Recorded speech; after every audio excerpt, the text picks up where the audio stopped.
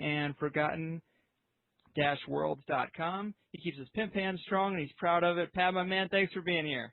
Hey, how you doing? I'm doing well, man. Hey. So paint a picture for us. When did you start digging in the dirt, and what was it that caused you to veer away from the conventional ideas in the field? Well, basically, I've always been interested in archaeology and science and oceanography and astronomy and all that good stuff. But about 10 years ago, I was on the board of directors for the Central Gulf Coast Archaeological Society, and basically, I was tired of it. You know, it was just a very boring and really a kind of a resentful type atmosphere to anything new or unconventional or unconservative. They're very, very conservative archaeologists. Sure. And I was working with a number of university professors of starting the New Archaeology Review, which was my magazine. And these guys, they were all for me as long as, as far as, having a platform that was consistent with their theories.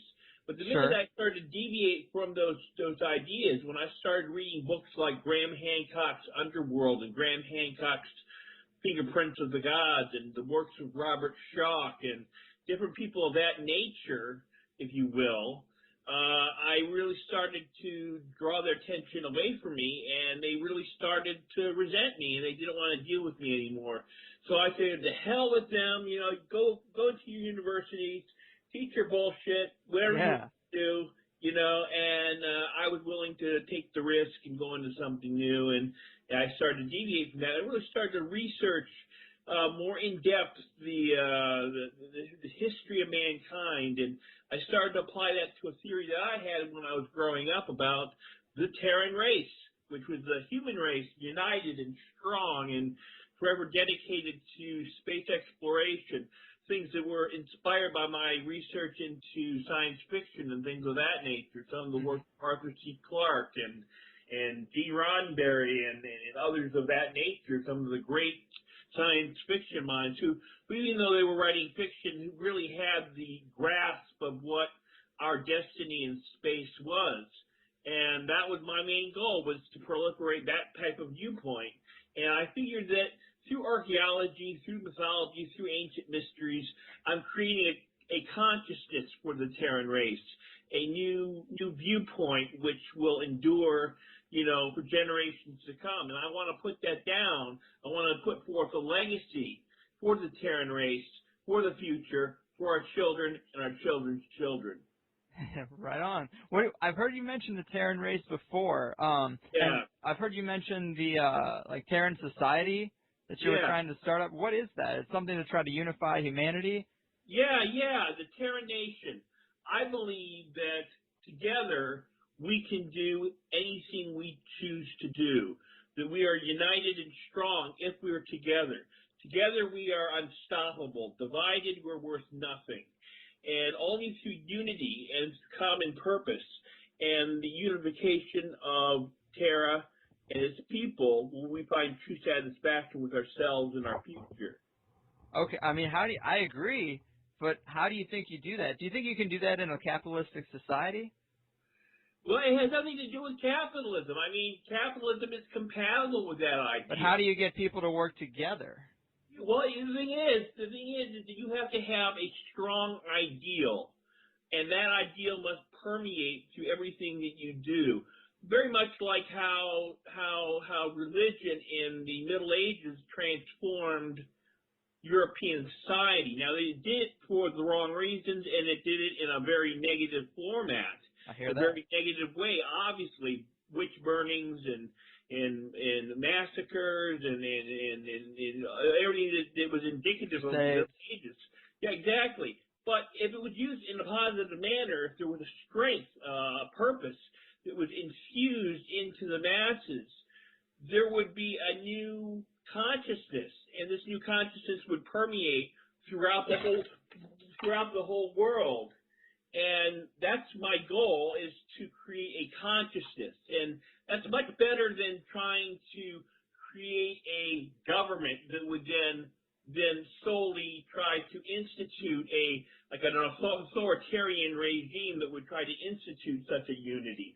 That would not work. That would not. History has proven that those types of governments do not last.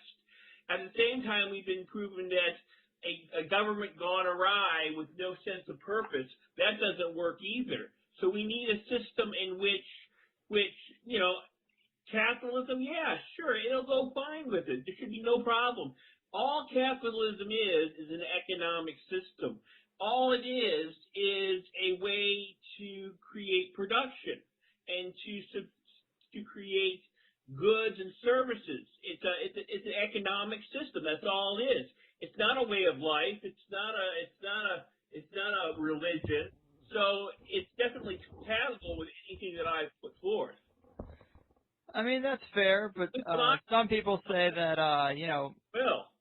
well, some people say that certain countries are put against each other to via war or other means to stimulate economies, and if we could really bypass that, like, for example, I don't know if you've heard of the Venus Project or resource-based economy, but those are economic structures as well, but they seem to fit in better with a unified humanity. Yeah, they seem to put that idea forward more. I don't know if you like, what is I don't want to discount any form of free enterprise because, that's very dear to a lot of people.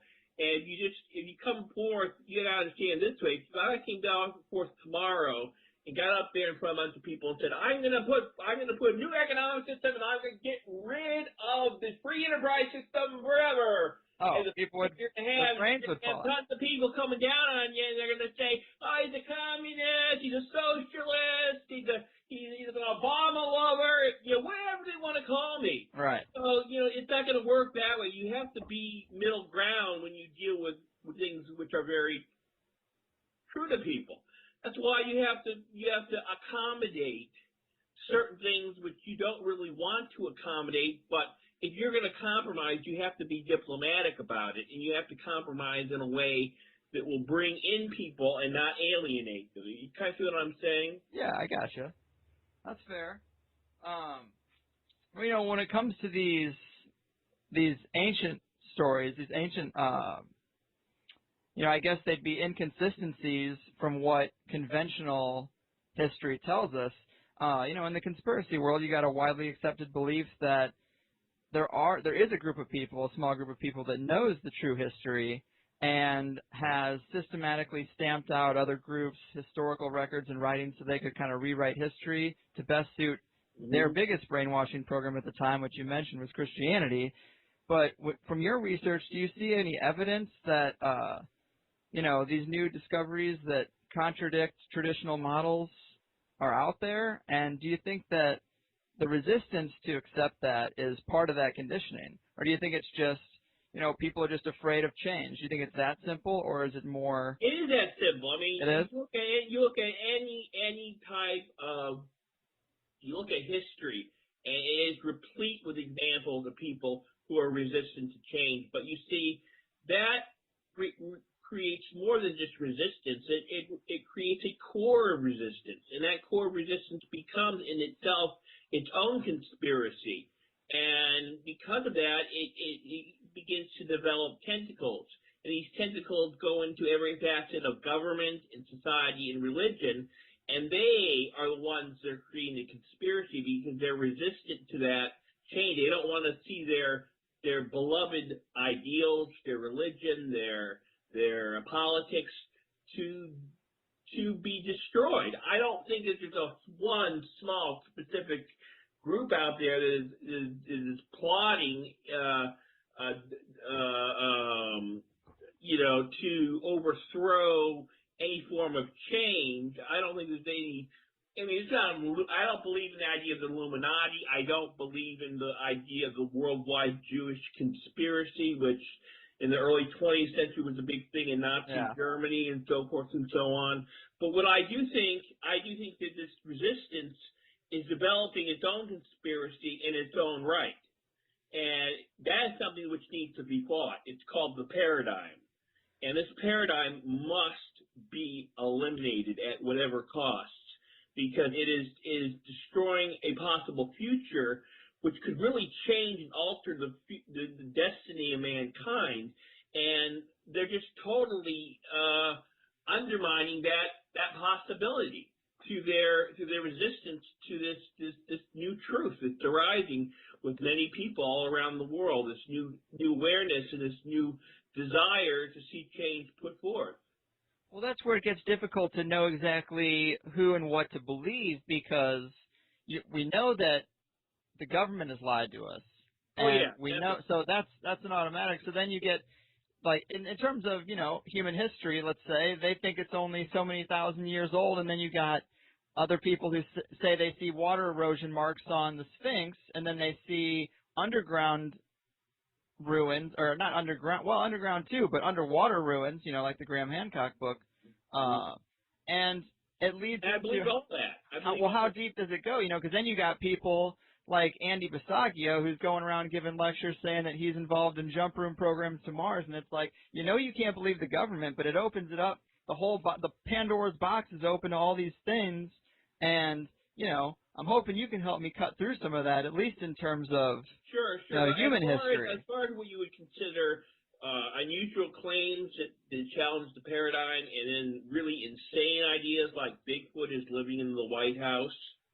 All right, wow. There's what you would call really ingenious ideas like Rob Schoch's evaluation of the Sphinx, John Anthony West's evaluation of ancient Europe. Ancient Egypt rather. That is very significant. But when you get into the thing where some guy calls up on Coast to Coast and says, "I just came from the other side of the moon," right? Well, maybe. Anything is possible. But you turn your back and you're kind of laughing. So right. There's what you would call the insane ideas, and then the really noble attempts to establish a new paradigm. And you really have to sift through that, but that's where science comes in. Even if science is diluted to a point where it's not rigid, it's not full of skeptics who just debunk everything that comes along. But if you can keep a balance in the process of science, then you have something that's significant, because science is a self-correcting philosophy. If you open the doors properly, okay, then you have a system where if it doesn't amount to the evidence, then that just goes to the wayside. But the insidious thing with the paradigm is you can have that evidence and you can have that proof, but it's not good enough. They still want to debunk it regardless, and they want to take their own ideas and they want to grasp onto it and distort it and put it in a point that it doesn't have any validity whatsoever, even though it might have that validity. Well, what do you think is the most damning evidence that you've seen that really does create, creates a situation where it really can't be denied, and we really have to look at it, and we can't turn the other cheek in terms of our origin stories? What is the most damning evidence? The world is replete with such examples, and let me just go over a few of them. Let's do it. The first of them is Göbekli Tepe. Are you familiar with that site? I've heard about it. Yeah. All right. Let's describe it for the people. For the past 300 years, the story has been that ancient Sumer has been the original civilization. That before ancient Sumer, before Mesopotamia, there was no significant form of civilization or advancement or massive structures. But then all of a sudden, around the mid-20th century, we were starting to discover evidence that this is not the case. We find Jericho, which dates back to 9000 BCE. We have Çatalhöyük in Turkey, which dates back to about that same time. We have several other sites in Turkey that date back to well before that period. But when we discovered Göbekli Tepe, we have a structure which dates back to 12,000 BCE.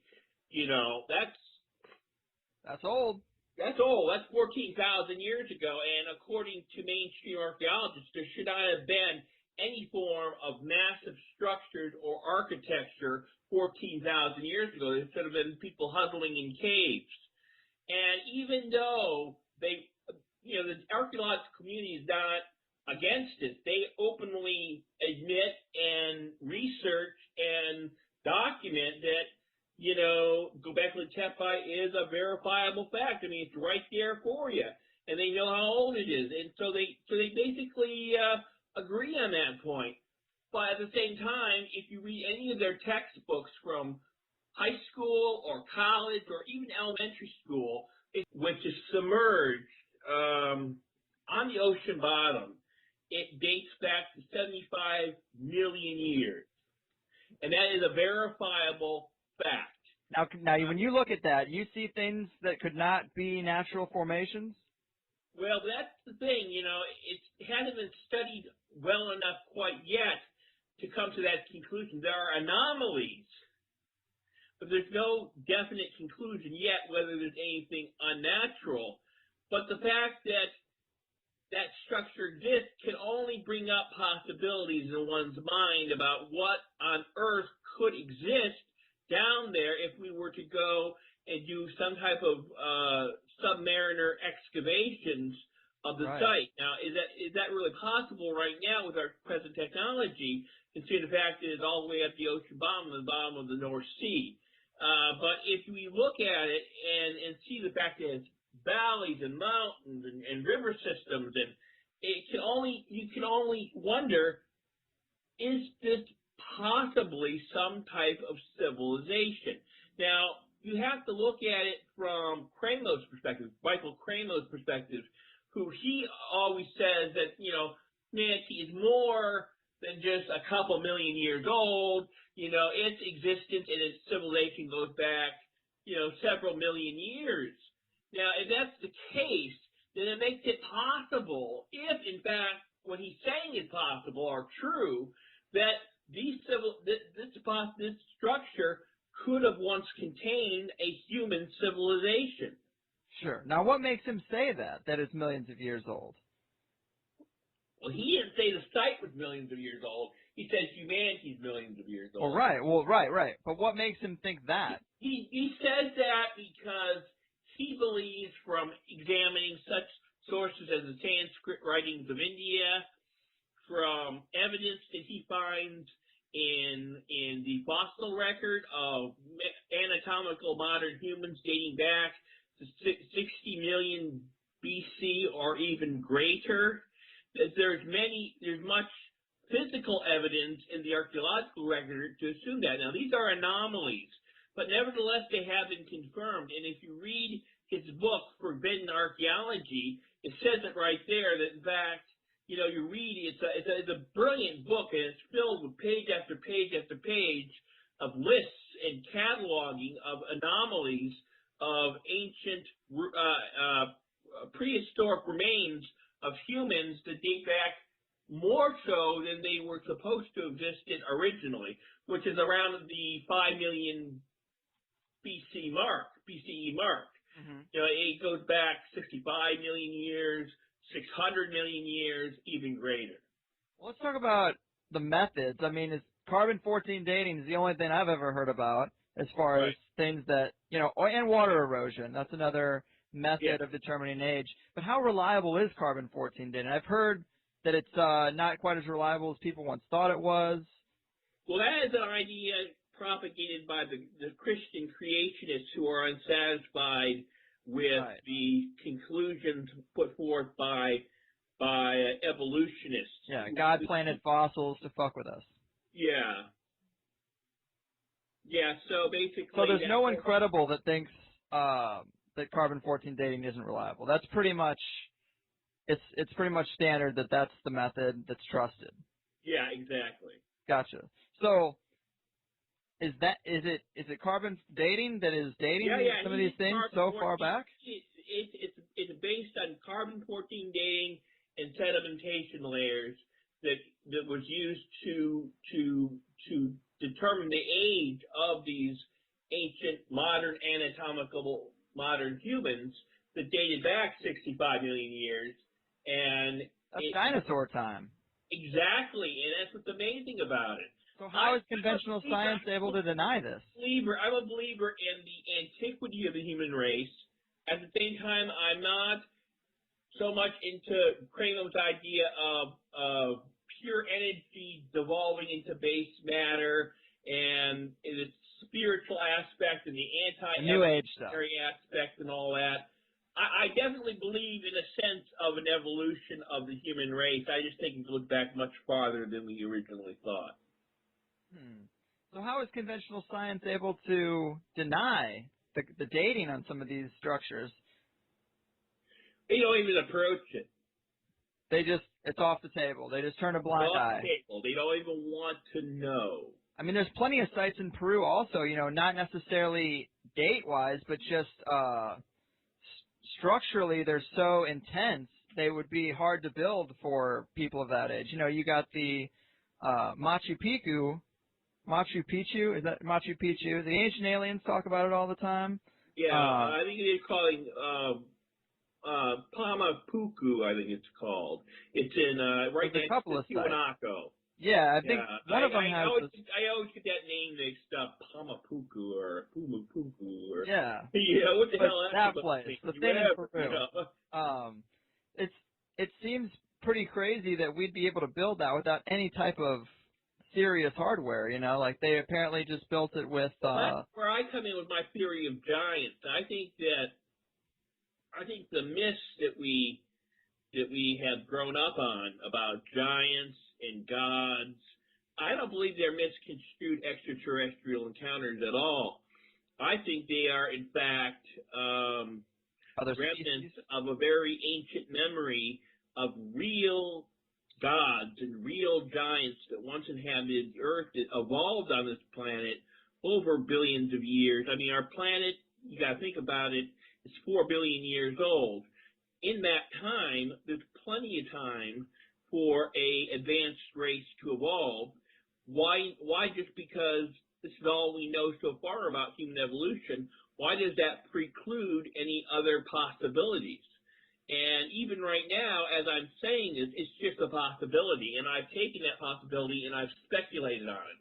Right. But I admit it's mere speculation at this point. There's not a whole lot of proof other than the mythological preponderance of the fact that we have so much about that in our ancient mythology that it must mean something beyond just people sitting down and making up stories. Right. Well, now I did see a giant skeleton that was going around on the internet, pictures of it from Peru, or dig in Peru, I believe. But then I heard that was considered a hoax.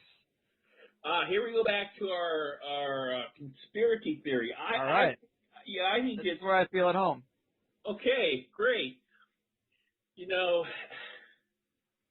How do we know that the picture, which was faked, isn't in itself part of that conspiracy? How do we know that the reports themselves could be verified, and it's just a matter of the people finding them that don't want the word to get out, they're fabricating these hoax, these fake pictures to cause misinformation? Now, that's not the first time the government on this planet would do something of that nature. Not at all.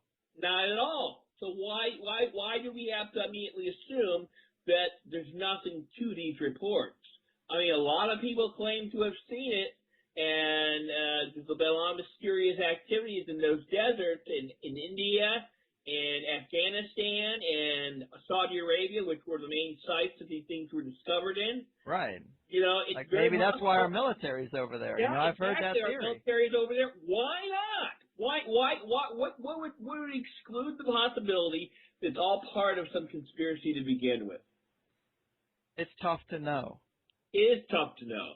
But you have to at least talk about it. You have to at least bring that possibility up. And that's something that I have done in Clash of the Giants. Okay. Which is my next book that's coming after Forgotten Worlds. The one after that is Wrath of the Dragons, which is a book which looks at the legends and the myths of dragons. And they are everywhere, and like almost every ancient culture. And we're told these cultures didn't communicate. As some sort of dragon myth. They've shattered the dreams of everybody from Scandinavia to India to China and into the New World. So, now, is that a dinosaur? Is that the manifestation of, well, I personally think it's something else. Okay. I think it's what are something your views? to a dragon than it is to a dinosaur. Well, are we talking, are we talking fire-breathing dragons? Are we talking flying dragons? Exactly. Pterodactyls that breathe fire? Well, what makes you think that dragons are real, outside of the idea that they weren't all these myths, which is a huge mystery in itself?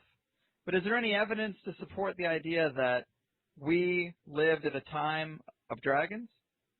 Well, the historical references, I mean, there is numerous historical references all through the ancient accounts, all the way from Herodotus to Marco Polo to, I mean, the historical references are replete. And then you have in medieval Europe, numerous historical accounts of dragons being seen throughout there. Now, I basically think that dragons are not really dinosaurs. They're not part of the traditional dinosaur species. I think they're related to dinosaurs, and I think they're a separate species, a separate line.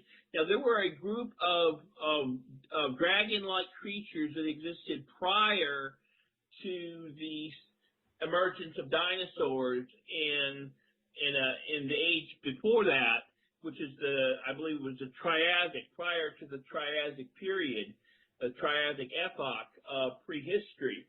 And there was a mass extinction which wiped out most of these large reptiles. Now, the interesting thing is that I think that these creatures, these dragons, survived that period and survived the mass extinction of 65 million BCE rather, as I usually use the term, and survived that mass extinction, and in fact continued onwards through the historical period. Now, Carol Fontaine from Andover University, she's a professor of Hebrew scriptures, and she made presented the idea that it's a possibility that dragons were real, but they were so prized for their bodies and their medicinal purposes and their wealth, much in the same way we drove many other creatures to extinction for their pelts and their feathers and their that we drove these creatures to extinction, because when you look at the historical record, ever since there was a reference to a dragon, there's reference to a human being seeking it out and trying to destroy it, at least in the Western sense. Right, and that is true. But if these creatures, survived a lot longer than dinosaurs, why aren't we finding the dragon bones? If they're fossilized, they would come around from the same time period. Unless, of course, they were from a period, say, from the age of mammals, in which, you would have an example, they would be dated to the age of mammals. But if they were found and they were found in a strata that was, say, from the Cretaceous period or the Jurassic period or the Triassic period, there would be no telling or no differentiation from them and some other species of dinosaur. Okay. Now, have we ever found human remains that old? Yes, we have. We have? We have. Where was that at? Because is that common knowledge? Because it doesn't seem... Oh, yeah. You just go in, you take out Forbidden Archaeology. In fact, I think it's like on page 225 of Forbidden Archaeology, they have more than one example of anatomical modern humans being found that old. Wow. Yeah. Walk us through, because we're all over the map here. Walk us through what you think the history of man looks like. Okay, basically, I think Are there many rises and falls, technology-wise? The whole history of mankind has been punctuated by rises and falls, mass extinctions, periods of great civilization and sophistication, and then periods of great darkness and less technology, and it takes a long time to build up to get back to that technology. This is said again, and you have to understand where I'm coming from. I'm very much a mythologist, more so than an archaeologist. Gotcha. But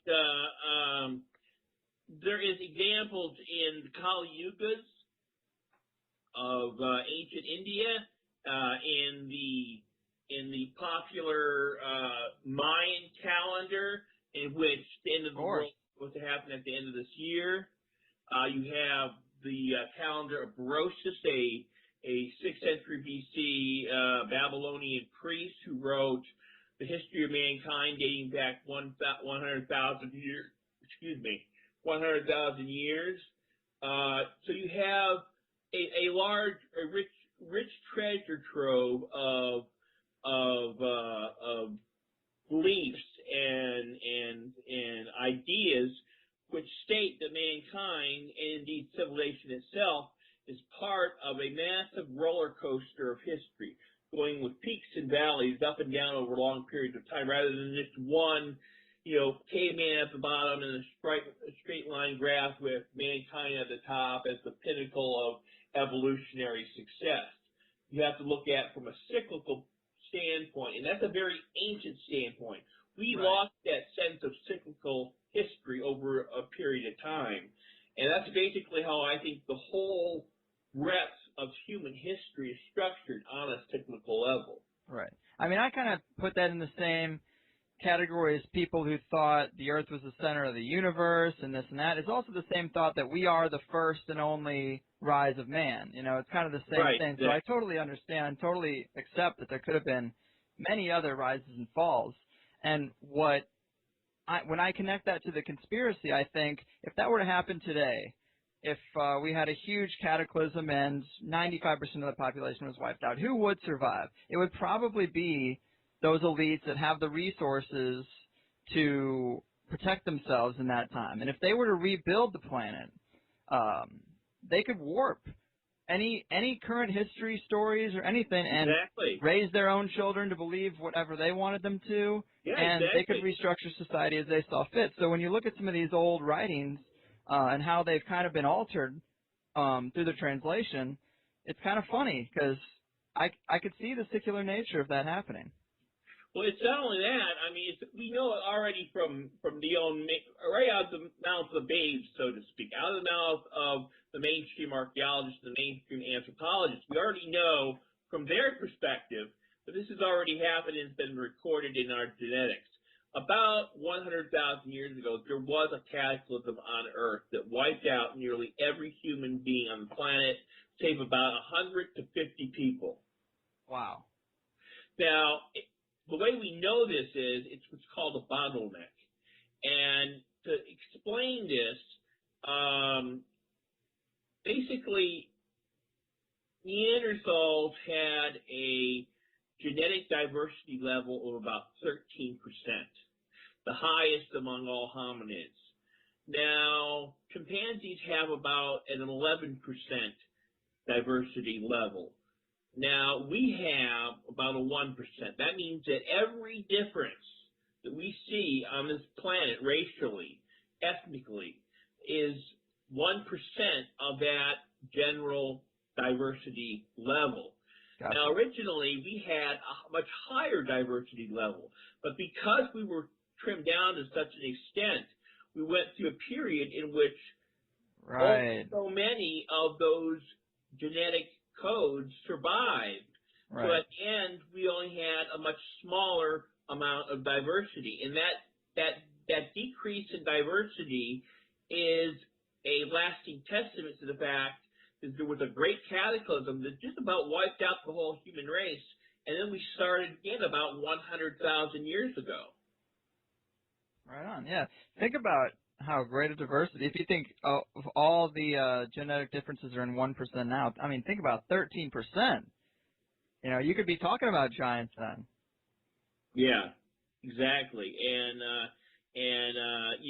someone, I was on an interview with Mark Murphy yesterday, and he was commenting the fact that, in the ancient Indian depictions, of India, many of these gods had blue skin, and really that's not too far from the truth. We have no idea what color skin, all the varieties of skin tone there was back then. I mean, for all we know, there could be purple with pink polka dots. That's an interesting it's probably thought. not. Right. But just to say that, we don't know. We don't know what all there was back then. There could have been individuals with hair all over their bodies, as there are in some circumstances today. Well, how do you feel about, so you think instead of the ancient aliens theory, you think that there was just such crazy biodiversity here on the planet with different races of hominids that were natural to Earth? Yeah. Are they at different technology levels? Are they interacting with each other? Levels. Then why not? Why not? I mean, look at our own civilization. There are examples of people on this planet who still live extremely primitive lives, extremely primitive levels of existence. And then you have New York City, which is probably the pinnacle of technological sophistication on this planet. So we have already in our own societies enormous changes and alterations over the geography of the world with different levels of technology. So it would not be too far from the truth to say that, that at one time there was very advanced beings on this planet that had great levels of technological sophistication, and there were other people who had rather primitive levels of sophistication, and it was those rather primitive people who maybe we descended from and brought back tales of those peoples, those more sophisticated lands, those more sophisticated civilizations and beings, and called them gods, called them giants, and created the myth of Atlantis and so forth and so on. But I do believe in UFOs. I do believe in ancient aliens. I believe that ancient aliens did in fact contact us. I think they had a play in how the destiny of the world unfolded, but I don't believe they were coming to this planet and imbuing our civilization with civilization. I don't believe that they gave us technology. I think there was already plenty of technology already on this planet when they arrived. They just merely interacted with the existing hierarchy that already existed on this planet. Okay. What do you think of Atlantis? What do you think Atlantis was? Do you think it was? There were many lost civilizations and many cultures in Atlantis-like structures and cultures and civilizations. I think that Atlantis is not a unique phenomenon. I think it existed on a global scale in many areas, and it's also a possibility I have to admit. There's also the possibility that it was, in fact, a metaphor for a much greater civilization that once existed globally on this planet and was all wiped out in a great cataclysm, probably the Great Flood.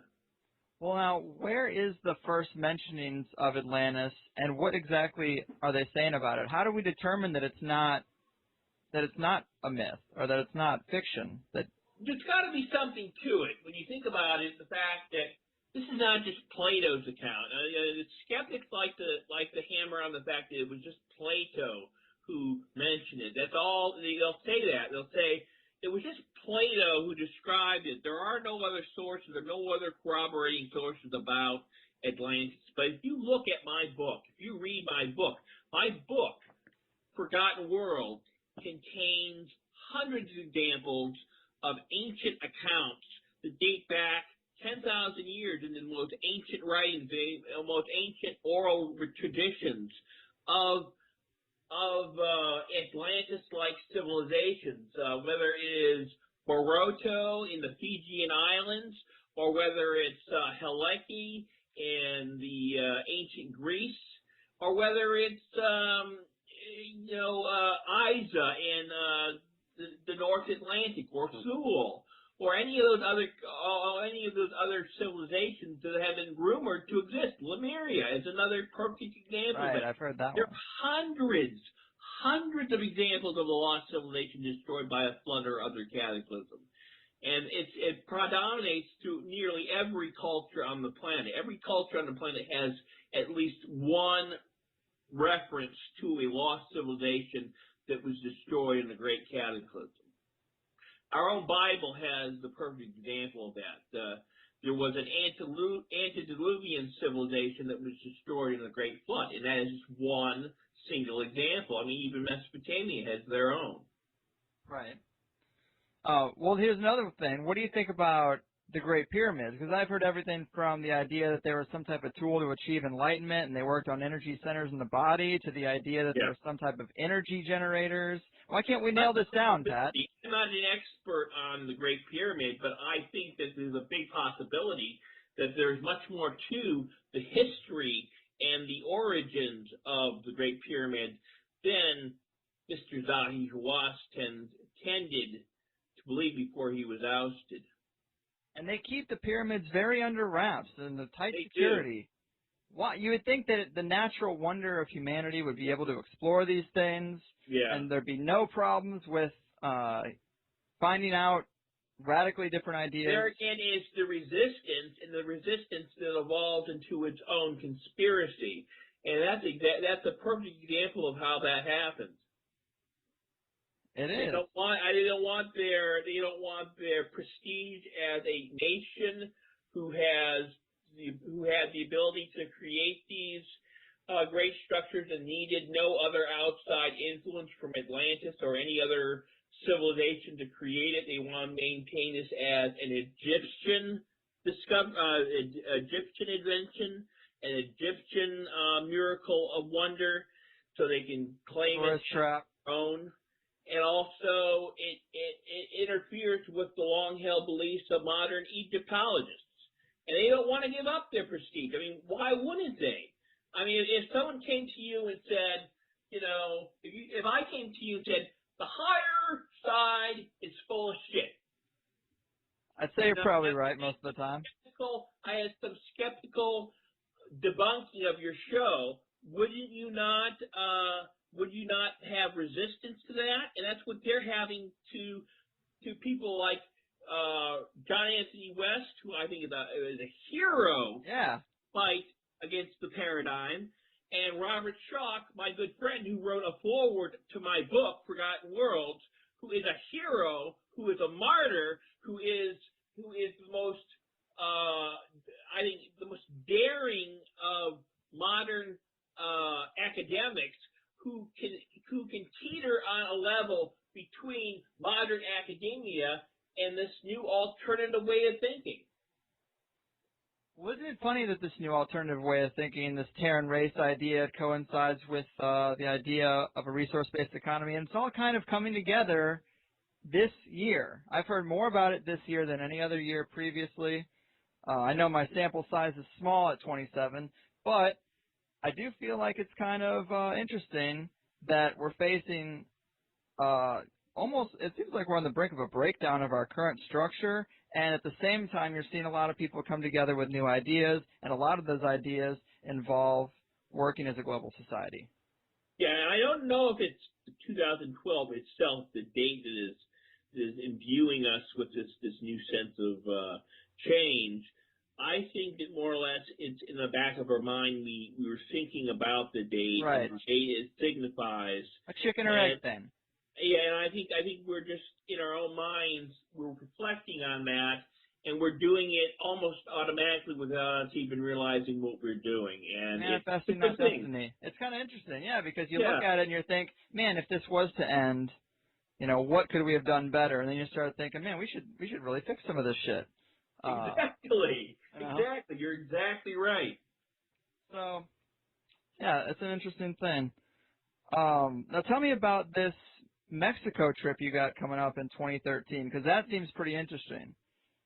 Yes. I was planning on going down to Mexico, and that's been put on hold.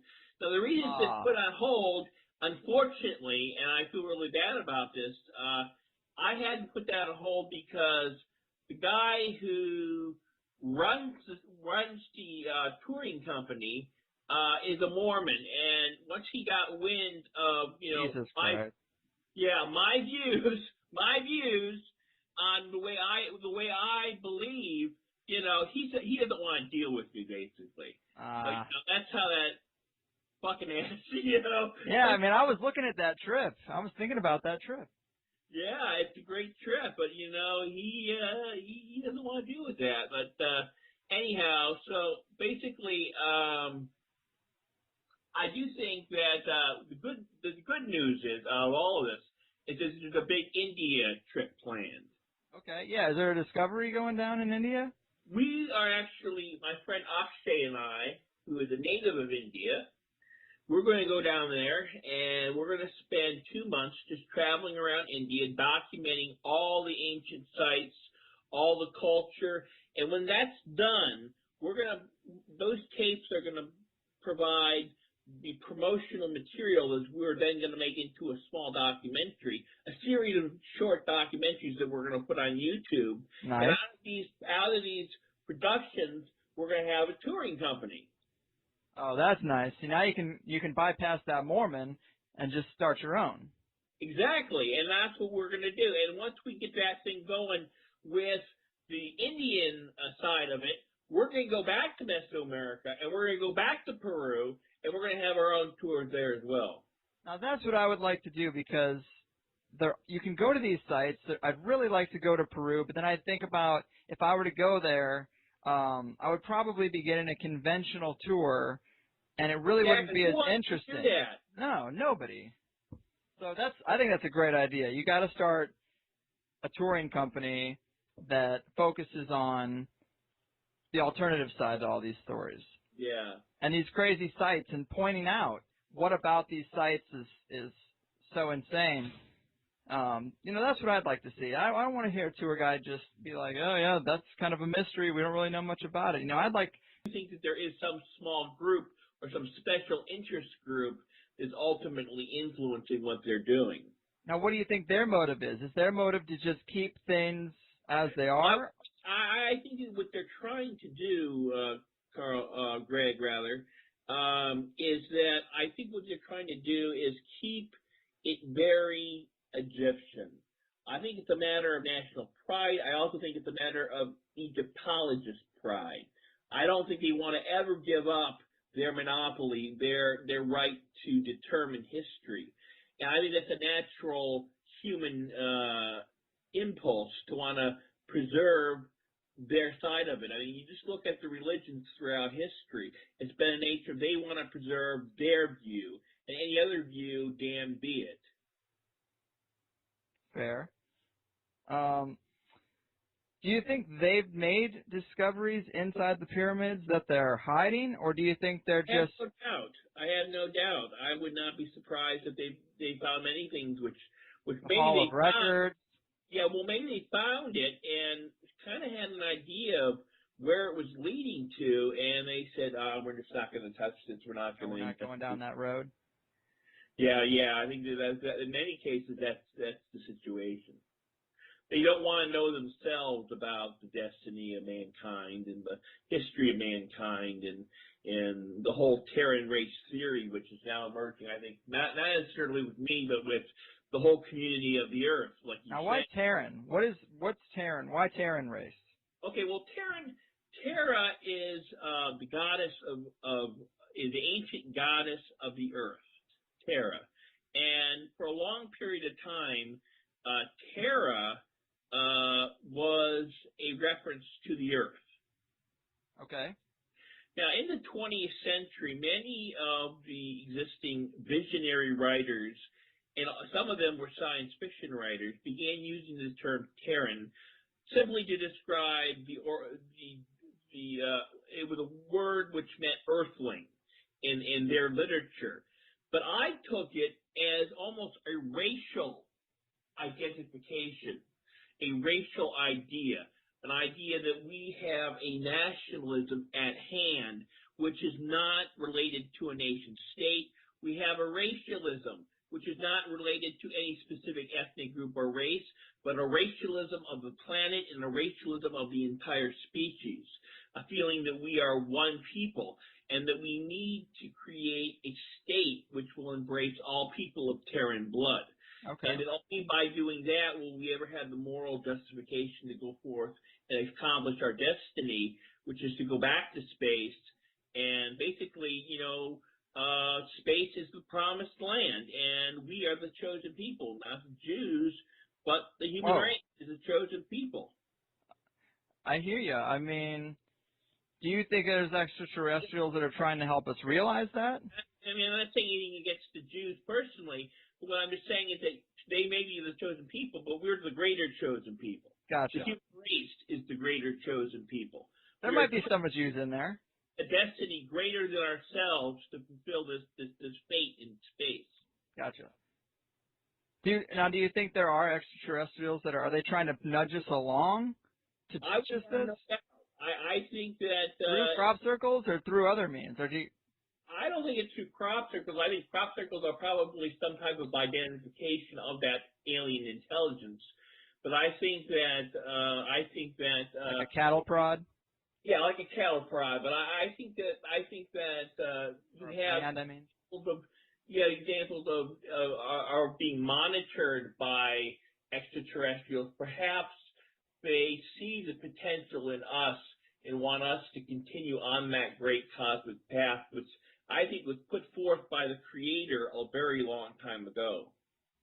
I've seen some really interesting stuff on crop circles, and I love the idea of crop circles being real, but just recently, I don't know if you saw this, it really didn't make much of a splash in a conspiracy sense, but it was a guy who, with snowshoes, made all these super intricate crop circles. The thing about that is there are very true examples of faked crop circles, and they're very prevalent throughout the whole example of crop circles. But the interesting thing is that there are many more examples of inexplicable and unexplained crop circles. What makes them unexplained?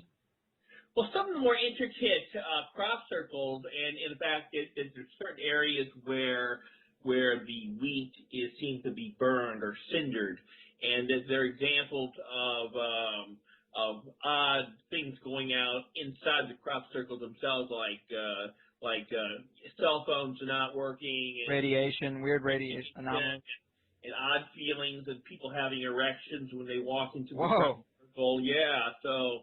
There's definitely something strange going on there, which hints that they're real. I can't really say for certain because I would rather let an expert who has studied this more in depth than myself say that.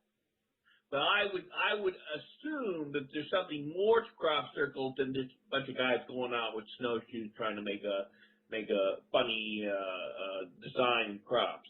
I would hope so, because they tie into New Age stuff. The New Age conspiracy a lot, in that they say that there's sacred geometry, fourth dimensional geometry on a two-dimensional plane to create a three-dimensional image. It's supposed to affect our consciousness in some type of positive way, make us vibrate and be all happy and want to get along. That's what a lot of the New Age people kind of push out, and it's a good idea. It sounds cool, but I don't necessarily see how it would work. But, I like the idea that there's an alien race out there trying to nudge us in the right direction, because I really do think we're stuck. Yeah, that's why we have to get off this planet. We're only going to achieve our full potential once we're a multiplanetary, multistellar species. And that should be our primary objective right now. People often say, oh, we can't do that. We're just going to trash the galaxy and make problems, and we're just going to make all the problems in space that we make on Earth. That's why before we do this, we need to be damn sure that we're going to make change on this planet. Once we make that change, then we will have the moral justification to go forward and pursue our destiny.